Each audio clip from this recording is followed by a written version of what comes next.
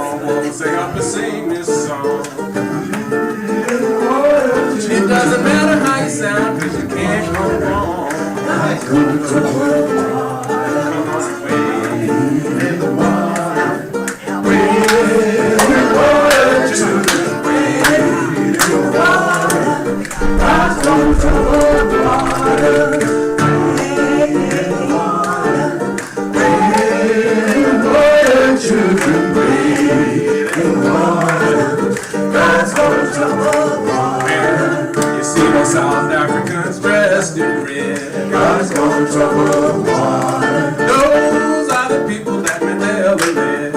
God's gonna trouble the water. Come on, wade in the water. Wade in the water, children. Wade in the water. Come on, God's gonna trouble the water. I say you see those people dressed in blue. God's gonna trouble the water. God's gonna trouble the water. Wade in the water. Wade in the water, children. Wade in the water. God's gonna trouble the water. See those people dressed in gray. God's gonna trouble the water. They were the ones that would not stay. God's gonna trouble the water. Wade in the water. Children, wade in the water. God's gonna trouble the water. See those people here at Wilson. God's gonna trouble the water. They live to live God. God's gonna trouble the water. Wade in the water. Wade in the water. Children, wade in the water. God's gonna trouble the water. See us all on our knees. God's gonna trouble the water.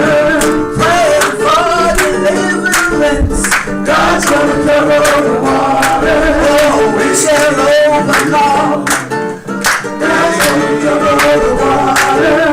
Wade in the water. Wade in the water, children. Wade in the water. God's gonna trouble the water. Well, you see those people dressed in white. God's gonna trouble the water. You know they're here to fight the good fight. God's gonna trouble the water. Wade in the water. Wade in the water, children. Wade in the water. God's gonna trouble the water. Wade in the water. Wade in the water, children. Wade in the water.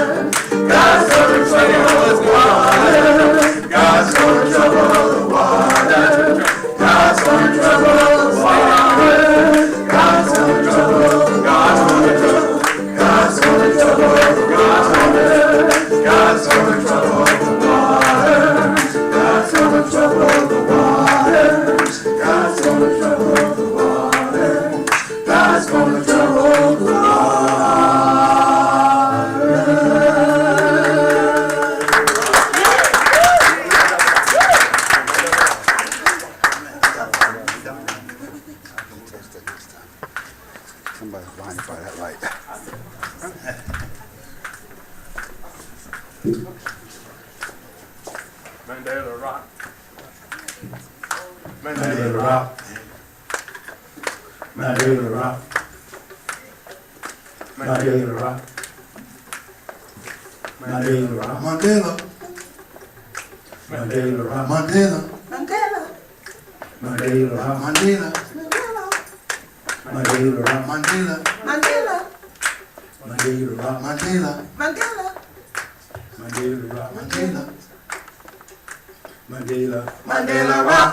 Shout, shout. Mandela. Mandela Rock coming on strong. Mandela Rock. Shout, shout. Mandela. Mandela Rock coming on strong. Mandela. Yes, we're coming on strong. Yes, we're coming on strong. Yes, we're coming on strong. Mandela Rock, shout, shout. Mandela Rock coming on strong. Mandela Rock, shout, shout. Mandela Rock coming on strong. Yes, we're coming on strong. Yes, we're coming on strong. Yes, we're coming on strong. The traducer is a liar and a conjure too. If you don't watch out, he'll conjure you.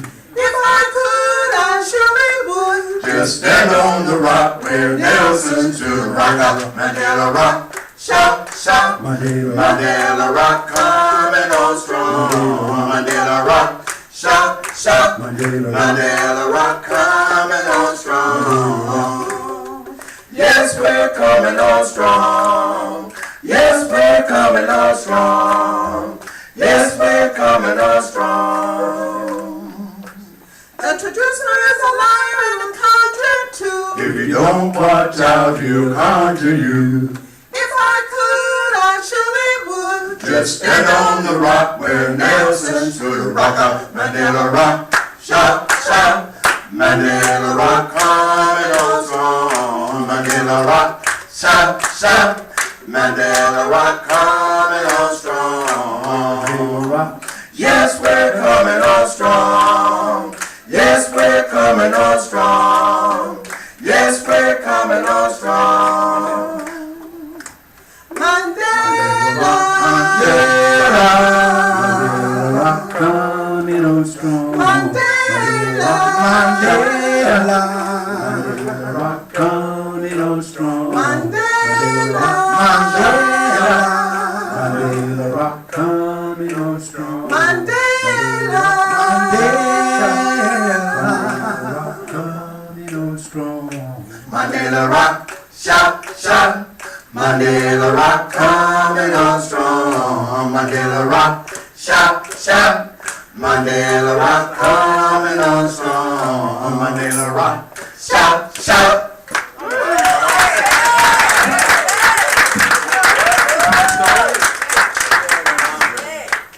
As everybody knows, we lost a tremendous brother this week. He went to join the ancestors, Nelson Mandela. We will have more of a tribute for him next week.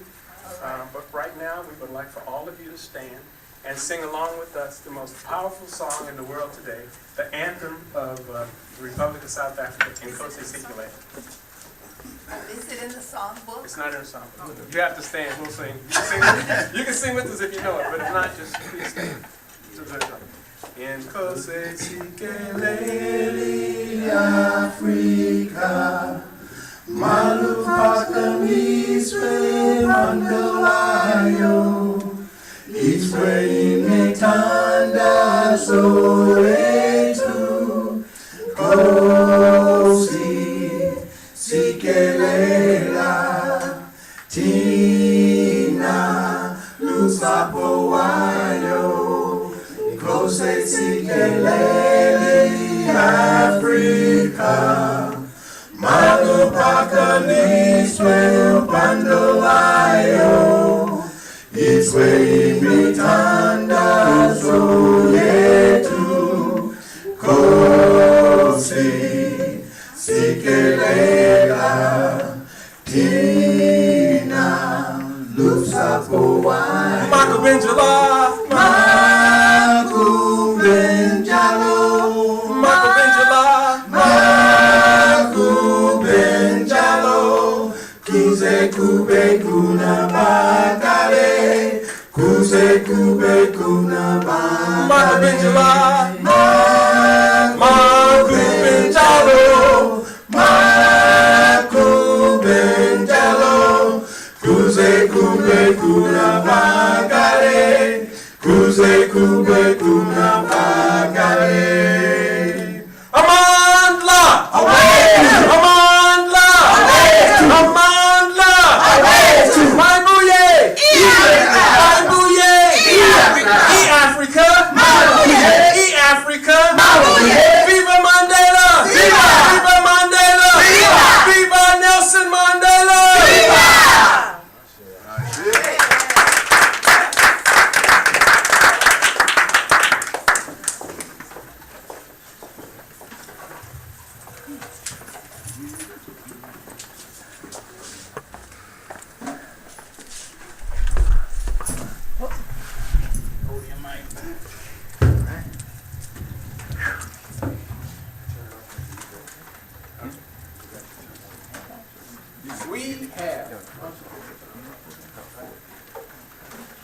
We've come to a time in our service that we will say each and every Sunday have that we call our historical tribute. It's a time every Sunday that we pay honor, we pay homage, we pay tribute to some significant, not necessarily famous, but significant person, place, or event in our history. And we do it every week because we know that if we don't remember ourselves, we will be forgotten. And if we don't honor ourselves, no one else will. This morning, we have a beautiful sister coming to give another historical tribute for us. She's given a few, and she might ask you, do you know where your coltan is? Right. Stop lying. Yeah, okay. So I want to bring to the mic our beautiful sister, Kenesha. Sister Kenesha.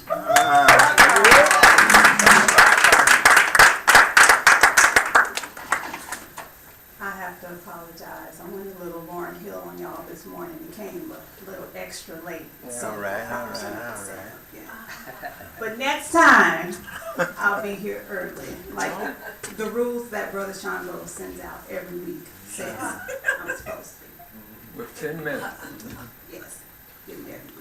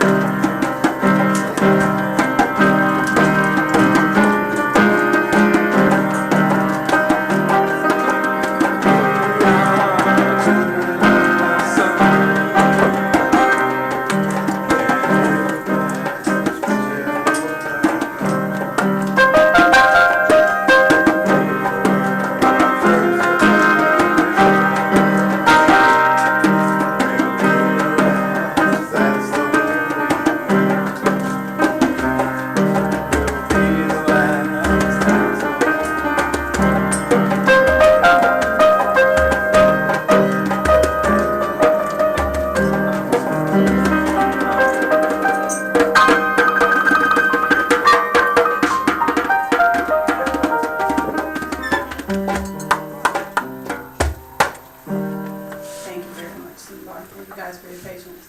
So, during the past week, we've had the anniversary of WOSE. We had the passing of Nelson Mandela. Yes. But also important is December 1st, which is World AIDS Day. And typically,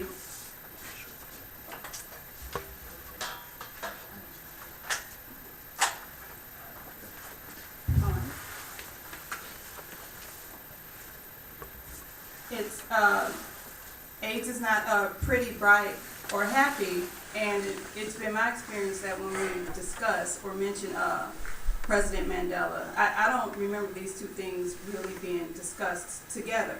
And I think it's because earlier in his career, it's not something he championed. He's known for desegregation in his role in ending apartheid and becoming president in 1994 of South Africa.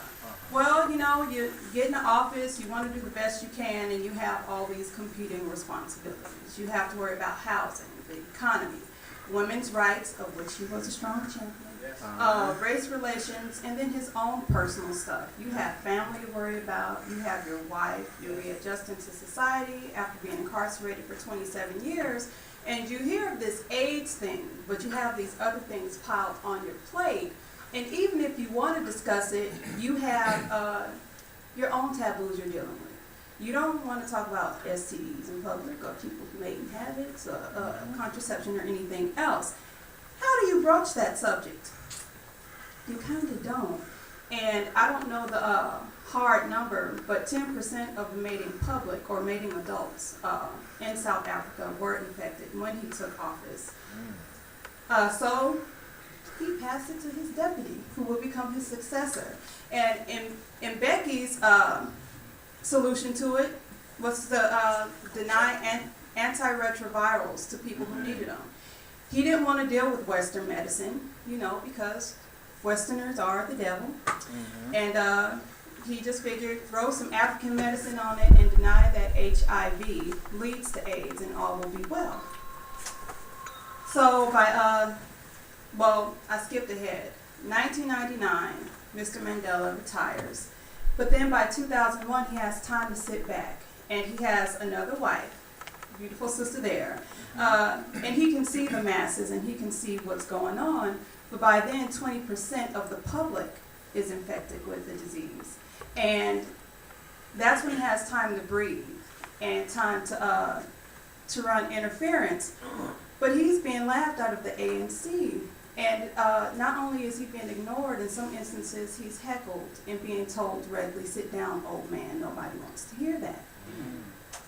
So what does the Black People Know do?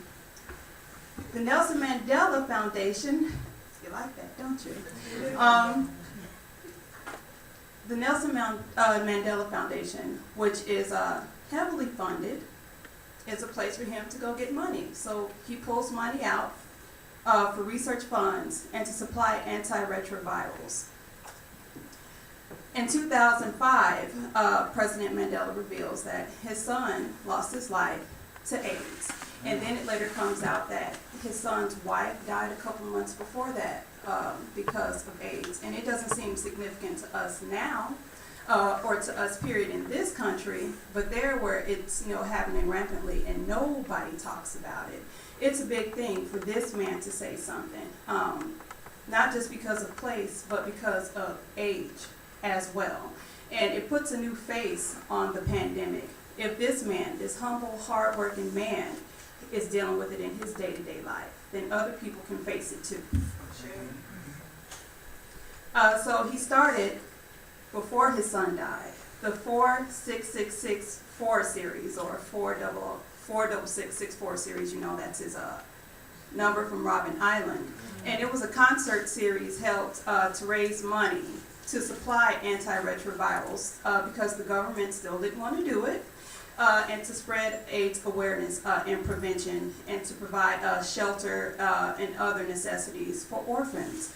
Slews of children were being left orphaned because their parents weren't being taken care of.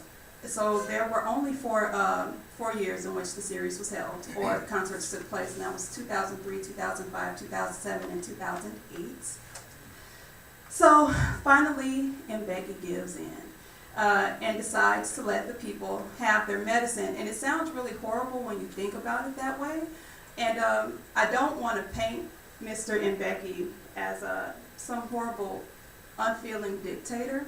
But when you've been imposed upon so long by a certain group of people, and then these people come touting this medicine after they touted this other medicine, which potentially infected people in the first place, wink, wink, do you really want them bringing some more medicine to you? Thank you. No. But after seeing what the benefits are, and after getting much pushback from his own people, and after seeing the response President Mandela was having, though he wasn't president anymore, you really don't have a choice when the science is in your face and you see how it benefits people and how your own people could benefit. And so that's it. That concludes my presentation about Nelson Mandela's involvement with the AIDS struggle.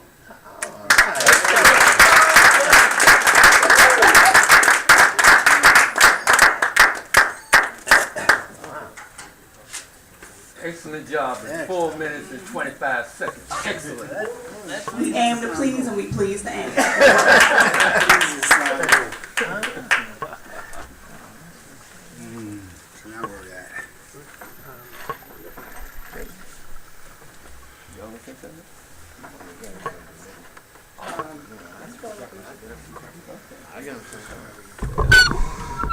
And this is the libation that we poured before me. I'm going to light a candle to honor the memory of Reverend Nelson Mandela.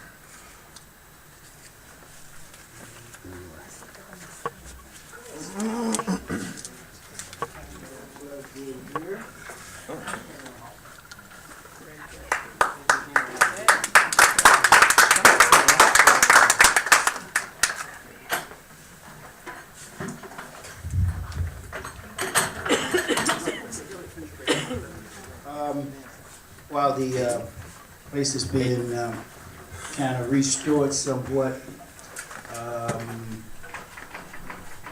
it was approaching the time of the Litany of Sacrifice, and as the birthday girl, Princess Jalea, goes to assist with the offering envelopes, you are invited to prepare your sacrifices. Brother Bakare is at the altar, and I'd like to thank Sister Kanisha for that historical tribute. It was very insightful. It was a very good glimpse into the ravages of AIDS and how it has impacted our people. With a long history that's been involved in interference, sabotaging our health, you know. So some apprehension is easily understood when the perpetrators come supposedly with the answer. And so this morning's inspiration reading is taken from the book of Vindication of the Lucia, and there should be copies of the Lucia in the area there. This particular page 115 and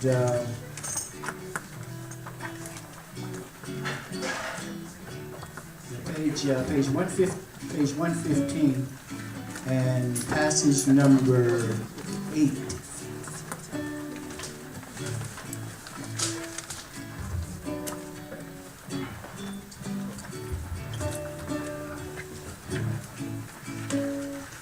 Just reflecting on the passing of the great Nelson Mandela, who lived a long life. Lived 95 years. And today we celebrate the birth year of Sister Jalea, who's been here with us for another year. And so you kind of get that that yin and yang, that that rebalance in the way of life. One goes and another one comes forward.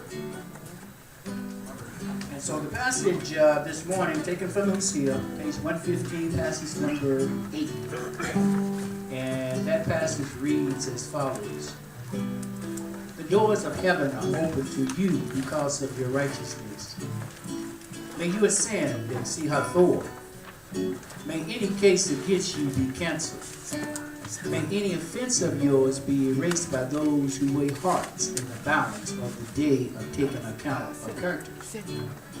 May it be granted that you join those who are in the sun god by those who are in the rock. And then the next passage,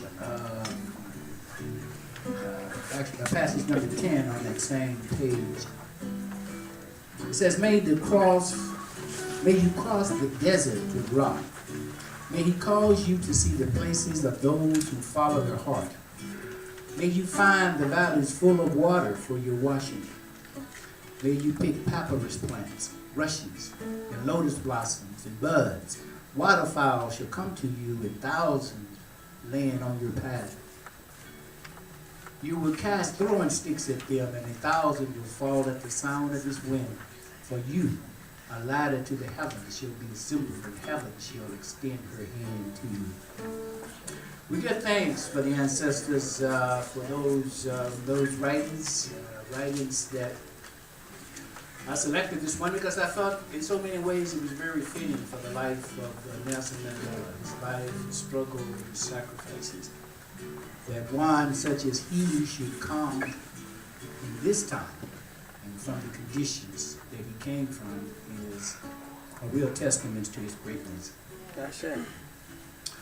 Okay, and with that being said, let us stand for the reciting of the Litany of Sacrifice. A copy of the Litany of Sacrifice can be found in the black binder. I believe it's page number 15.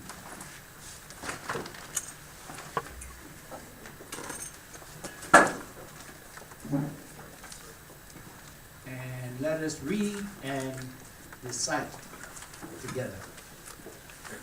Save us, O one by your name, vindicate us by your might. Hear my prayer, divine protector. Listen to the words of my mouth. How can we repay the Holy Lord for the gifts that have been given to us? We will lift up the cup of salvation and call upon the God of our ancestors. We will fulfill our vows to our Creator in the presence of all our people. Gladly we bring our sacrifices to you. We will praise your name, O Ra, for it is good. Umoja, unity. We shall strive to maintain unity in the family, community, nation, and race. Kujichagulia, Self-determination. We shall define, name, create, and speak for ourselves. Ujima, collective work and responsibility. We shall build and maintain our community together.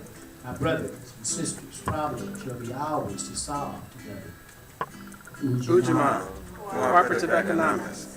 Together we shall build and maintain our own businesses and together profit from them. Nia, purpose. We shall make our collective vocation the building and development of our community and the restoration of our people to our traditional greatness. Kuumba, creativity. We shall do as much as we can in any way we can to leave our community more beautiful and beneficial than when we inherited it. Imani, Faith. We shall believe with all our hearts in our Creator, our people, and the righteousness and victory of our struggle. The candles at the altar representing the Universal Saba, the 7 principles of the movement of the Wolseley community. Kneeling pads have been laid at the front for those who may wish to come forward for a word of prayer. Brother Hassan plays on his guitar, and I will take a few moments to bless these sacrifices. So the rest of us could take a position of prayerfulness. with every head bowed and every eye closed. The Holy One, we thank you for these sacrifices. We thank you for each and every one that came forward on this day and that gave that which they had to give. We ask that you bless each and every one, that you grant each and every one their most fervent need, O Holy One. And bless that, send that blessings right now. Holy One, we ask that you bless the sick and shut in, those without adequate food, clothing, and shelter. Bless our brothers and sisters in Sacramento as they gather this morning to sing, and praise, and worship your name, and to recall the glories of the ancestors. We ask that you send blessings, have mercy, and be with them on this morning as well. Bless all of our WOSAY members, wherever they may be, as they travel abroad, whether in the air, on the land, on the water. We ask that you grant blessings and protection, return them to their families, return them to this place we call WOSAY. We thank you, O Holy One, for this place, WOSAY, a place where we can come and be ourselves, a place where we can come and unabashedly praise and call forth the names of ancient ancestors, that they may live again, that the values and principles that they set forth, and we may grasp a fuller and more clear understanding of those values and those principles, and incorporate those into our lives today, that we may grow strong, that we maintain stability, that we may exercise might. Be with us, O Holy One, throughout the remainder of this service. Bless the one that will bring a message that we should have our hearts and minds open to receive as we come to this place for a community. We come to this place for spiritual nourishment. And so we ask that you be with us, be with the speakers, open your hearts, open your minds.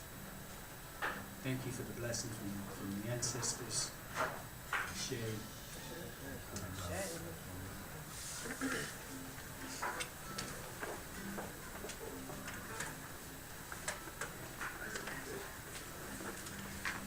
And Sister Tracy will be our speaker for this morning. And it's always very interesting, always very exciting to see what message she has prepared for us. It's always a very insightful and uplifting message. So let us prepare our hearts and minds for our sister ministry training. Sister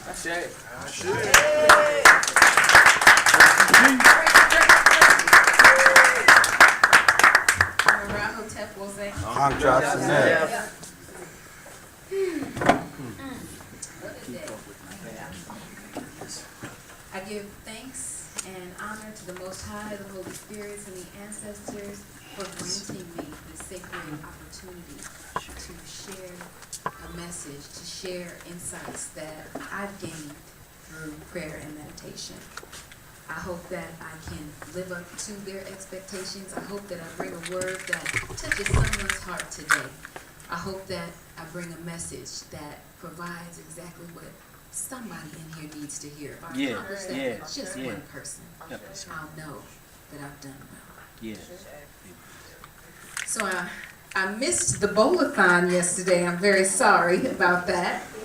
How was it? It's beautiful. I believe it. You know, because of the fact that I'm not used to being around children, and I have to say, even if I do say so myself, because I'm a little haughty about our community, that the children of Ileoma, they are absolutely adorable. They crack me up.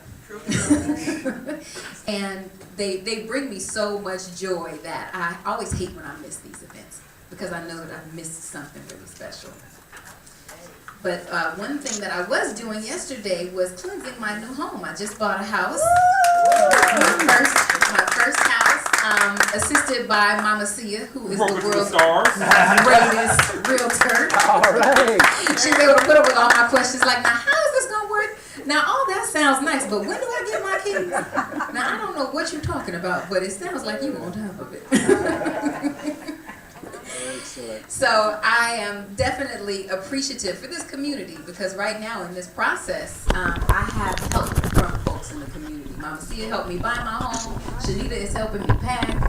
You know, the brothers of Woze are gonna come help me move. I'm kidding. I'm hiring movers this time. Yeah. I have a couple things over at my parents' house. You just feel like assisting. I don't want to hold you back from that. So anyway, today my topic is finding faith on the road less traveled. And I have a little story for you. It's a good one. So get comfortable. It's a story of fear and the blessing of reciprocity. In the Hosea, in the book of Fibor, it says, "Those who give food generously when they have money are the ones to whom fate gives fortune." And that's an important passage to think about. You know, what you put in is what you get back. So let me move on to my story. Some know that I was going to move to South Carolina at one point. I was going to do some development work there. I figured, well, if I go all over the world and do development work, why don't I go to where a lot of my family is and I see a need in this country? So I decided I was going to move to South Carolina. It was just after I had gotten out of graduate school. So when I got to South Carolina, my stuff was in, the truck with the movers, and they were on their way. I got to South Carolina, a friend of mine helped me drive down, and when I got to my house, it looked like something the Flintstones wouldn't even move into. It was horrendous. And it was supposed to be fixed up by somebody that I'd known for a long time and trusted to do so, but that did not work out. So I decided, well, forget it, I'll find another house. Could not find a realtor to work with me because, I was looking for a house, but I was looking for a house. I was like, well, these ain't California prices. I can afford a little more, a little more. Right. But realtors in that part of the country don't take too kindly to a single sister looking for a certain type of house. So I'm still waiting for my stuff to come from New York. I have no idea what I'm going to do now. No idea. No actual plan, which is rare for me because I plan my plans. And normally when I'm down in that area visiting family, I stay at this place. It's kind of like a Days Inn. Now, back in the day, when I was little, it was so much fun. But in this day, it's just gross. And I got there and I saw this place and I was like, I have no idea how long I'm going to be here waiting for my stuff to come. So I'm not staying here. I managed to find a bed and breakfast in a town that I had never heard of. But it wasn't too far, maybe about 20 minutes from where my family lived, so I could still be close to my family, right? And not be subjected to the free breakfast buffet full of stuff that I don't eat. So when I got to this bed and breakfast, it looked like Minnie Pearl, Paula Deen, and Mater from Cars had decorated. Mercy. Yes, it was all kind of fake flowers and vases and bows on everything. Like gratuitous application of bows, right? Lace, dolls sitting in chairs. But it was clean, it was safe, and they would cook my food to order. So I was like, fine, I'm sold. So this town it was not too far from quote-unquote town as well. And this quote-unquote town that I'm talking about is close to where my family lives. And it's less busy than Pinole. So you imagine a sleepier version of Pinole. Sleepier, right? So I had no cell phone service there. There was one phone in the entire hotel. And you had to go out into the hallway like Patty Duke to use it, right? It didn't have any call waiting. They did have internet service, but it was dial-up. My laptop did not even have a jack for dial-up service. Okay? So you get the picture of where I am. So 4th of July comes, and that's a big day for family. Everybody barbecuing, because that's what folks do on 4th of July. Kids popping fireworks, whatever, right? So I go to visit my family. I had a lovely time hanging out with family that I hadn't seen in a while, forged new relationships with family that I didn't know very well, but just since I had more time to be down there, I had an opportunity to do that. And we're still very close to this day, but it really took my mind off of all the things that I was going through. So I ended up staying longer than I expected. And then I remember getting up in the living room of my cousin Donna's house and saying, girl, let me get on this road for something, catch me out here. So I get in my car and start driving. And I got a call on my cell phone while I'm on the road, and I was like, oh, I'll stop and talk to my friend for a little bit before I go back to exile at this tacky looking bed and breakfast, right? So I talked for about 5 minutes, and then I said the same thing to him. Let me get on this road before something catches me out here. Be careful what you say. Be careful what you say. I started driving, and maybe about 3 to 5 minutes later, a deer and his friend come running up off the side of the road out right in front of me. So I can see the deer coming, but I'm going too fast to stop. So I decide in this split-second moment, all right, I'm going to aim for the deer's behind, because by the time I get there, maybe they'll be out of the way. Right. Well, of course, I clip one of them on the hip. The deer goes spinning like this past my rearview mirror and just misses the mirror and goes off onto the side of the road. I don't know if it was dead or just needed a hip replacement or what. All I knew was I hit this deer, and I stopped my car basically in shock to catch my breath and figure out what had just happened. Call McConnell. Right. So in that moment, I realized the realities of the situation. At that moment, I was on the road less traveled, also known as in the middle of nowhere. I was on a country road surrounded by woods. I had no cell phone service. It was about to get dark. And when I tried to drive my car, there was a horrible scraping and bump noise. So basically, my car is undrivable. I also, in that moment, realized my choices. I can either try to walk back to where I had cell phone service, and that's probably about a mile. Mind you, it's getting dark. And a mile on a road surrounded by woods. I cannot stress that. And also, I'm not wearing hiking gear, and I know that'll come as a surprise to a lot of people. I was not wearing hiking gear, okay? So I can see 2 houses far off on farms, right? But I don't know those people, and I have no interest in getting my wig split, as my cousins would say. Stop it, girl. My third choice is passing the night in my car and hoping for the best, which I knew was not going to happen. So I decided to just start by trying to figure out where I was, okay? So I get out to see what road I'm on. Now, mind you, let me give you an idea of my outfit. At the time, I had on this gray dress, probably went to about right there, and it was a very light, sort of chiffonish material. It had pink and yellow flowers all over it. There's a frilly yellow trim on the neck and at the hem. And I had the shoes that I was wearing were made out of raffia. They were this woven raffia with an applique sort of pink flower on the toe, right? And I'm also wearing this handbag with short straps. So of course I have to carry it on the crux of my arm. So I get out of my car, right? This is I get out of my car and I am walking to find the nearest road sign. Stop it. And so when I saw the road sign and I read it, I had to laugh. Because I read the road sign and it said, Confederate Road. I said, of course. Of course. So, of course, also on Confederate Road, there's farmland. 2 large farms, which means there are 2 farmhouses. And so I look at house number 1 and I see, yes, house number 1 clearly has a Confederate flag hanging from the front porch. That's lovely. Okay, house number 2. Yes, Confederate flag as well. So I go back to my car. And in this moment, mind you, it's still getting dark. And I was in despair.